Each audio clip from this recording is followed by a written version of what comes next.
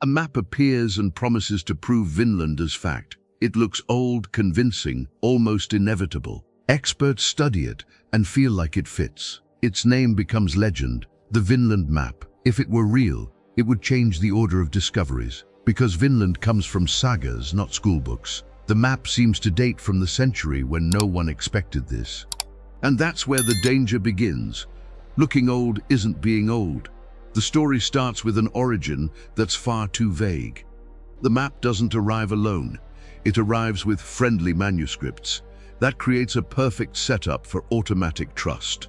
The map lands in the right hands at the right time. Once a museum enters, doubt becomes a headline without noticing. The public wants to believe because the story is too good. But a good historian starts with the annoying question. Where did it come from, exactly, and whose hands did it pass through? Gaps are a forger's natural habitat. Even so, the map matches the medieval imagination, until someone stops looking and starts testing. Because parchment can be old and ink can be new. If the ink carries modern signatures, the game is over, and the map starts reacting like a suspect under interrogation. Some strokes look too clean for the claimed age, and a smart forgery copies exactly what we expect to see. Science enters as the judge, and the courtroom is microscopic. Old parchment doesn't absolve modern ink. A name appears that haunts the case: titanium dioxide. Common in the modern world, rare in the medieval one. If it's there, the map becomes theater on old paper. But the case complicates. What if it's later contamination? The perfect war begins. Experts versus experts. The map meant to settle one debate becomes the center of a bigger one. This isn't only about Vikings, it's about academic credibility. And then comes the twist. Real Viking settlements were found. So the map's idea was plausible, and that's dangerous. A forger only needs to glue a lie to the edge of truth. And the more the map circulates, the more social authority it gains. But a document doesn't become true by fame. It becomes true by surviving tests. And the tests continue, each one stripping away a piece of the magic.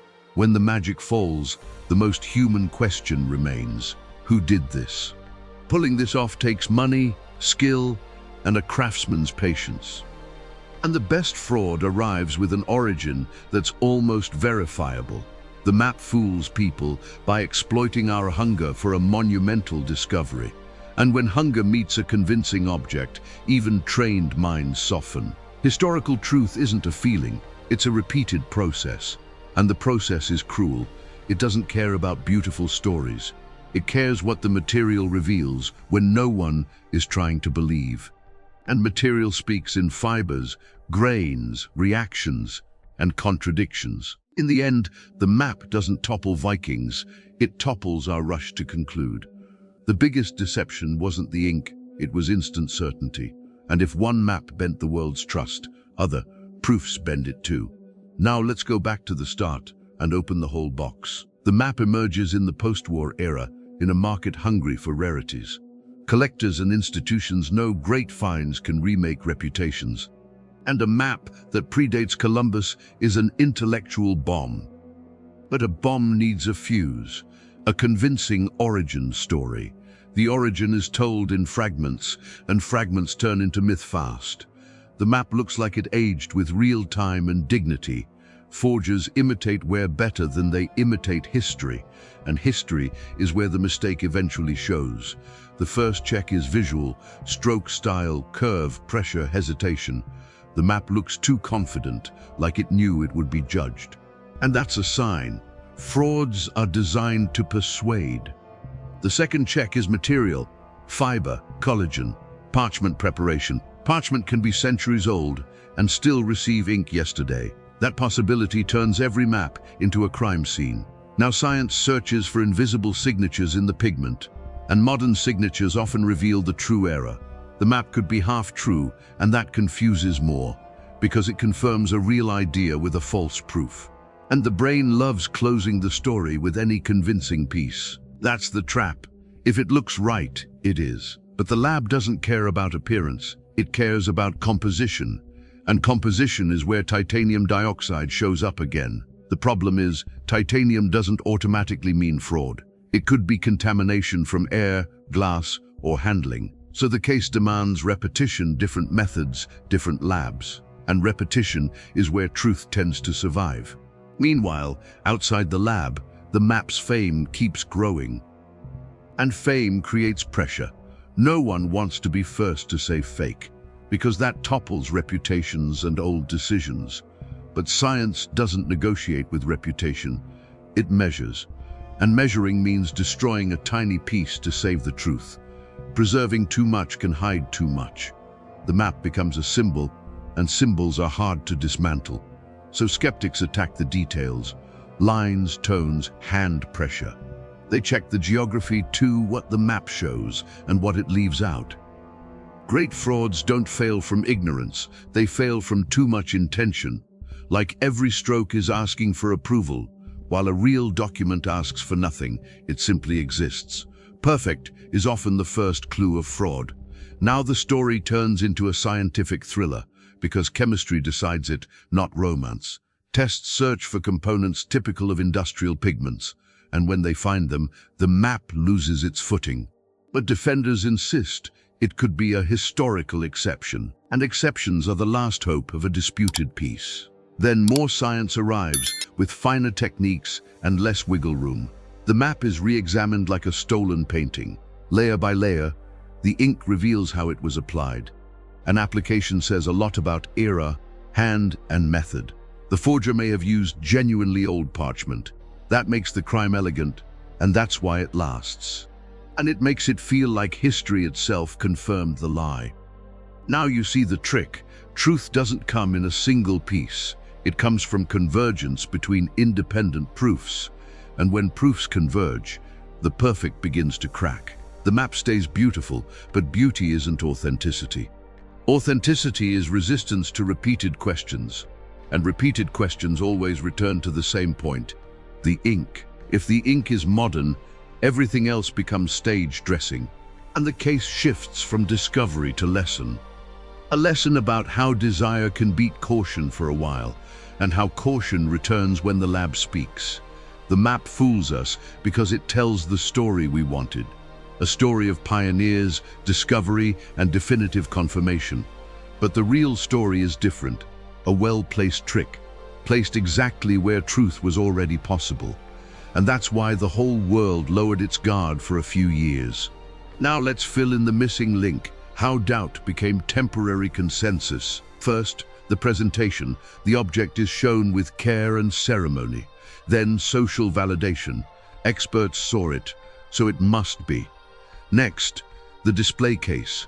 The object becomes a monument, and then the debate shifts. It's no longer, is it? But how does it fit?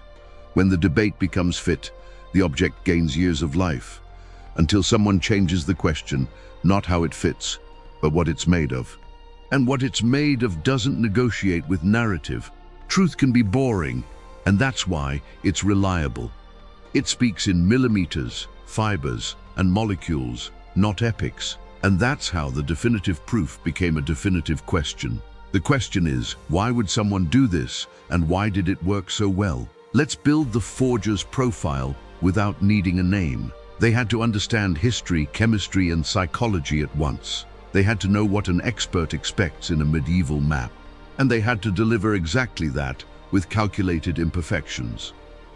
The right imperfection can be more convincing than total perfection. They also needed companions for the map to provide context, because a map alone is suspicious. With friends, it becomes family. And they needed a sales path that seemed natural. No obvious scams, just quiet opportunities. The perfect fraud doesn't shout, it whispers with confidence. And when everyone whispers together, it feels like consensus.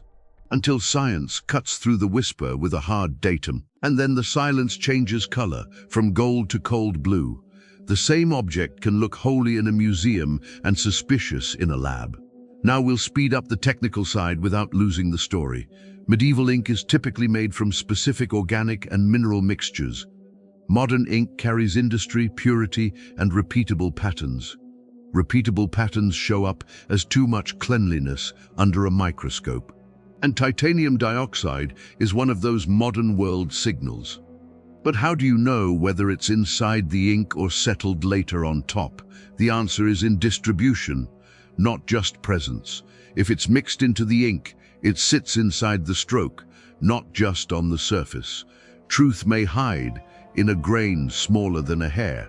And that's why this case lasts through decades of reanalysis, because testing technology improves and reopens old files.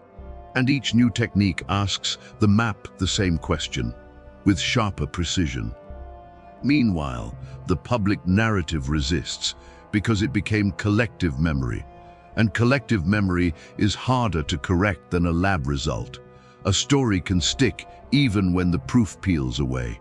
Absence leaves a hole, and holes demand new stories. That's why this case is so valuable. It teaches how we think. We think in terms of final proof, when truth is a chain. And the chain breaks where the weakest link reveals itself. With the Vinland Map, the weak link was always the ink. And ink, in the end, has more memory than any narrative. Now close the file with me and keep the practical lesson. When something seems too perfect, ask for more tests, not more emotion. When something confirms what you wanted to believe, doubt it first. And when the proof is paper, remember, paper ages, ink betrays. The best story isn't the prettiest, it's the one that survives examination. And the Vinland Map survives one thing, reminding us of that forever. We'll revisit the map from different angles, like a real investigation. First, the wide shot, to feel the scale and presence of the object. Then the close-up, where the ink reveals its age or its lie. Next, the human hand behind it. Care, hesitation, intention. And finally, the contrast, warm museum versus cold lab. That contrast is where many frauds start to die, because cold light shows what gold light hides. And now we'll add a few sharp turns to keep you alert. What if the map was made for one specific target? A target with money, prestige, and hunger for discoveries. Then, the map didn't need to fool the world. It only needed to enter the right world. And once it's inside, the echo does the rest. That's why strong ideas spread faster than strong proofs. Now we go back to the lab for the part that decides everything again. The pigment is examined like dust from another century. Each grain carries a story of mining, industry, or old tradition. Sometimes truth is just a chain of well-used coincidences, and coincidence is what a professional forger sells best. They sell the feeling of inevitability, but inevitability doesn't survive a microscope. And here the case ends as it should, with healthy doubt. Doubt that protects you from perfect proofs from now on. Real or fake? Tell me in the comments. Like this deep dive. Smash that like, subscribe, and hit the bell. More secret history coming your way.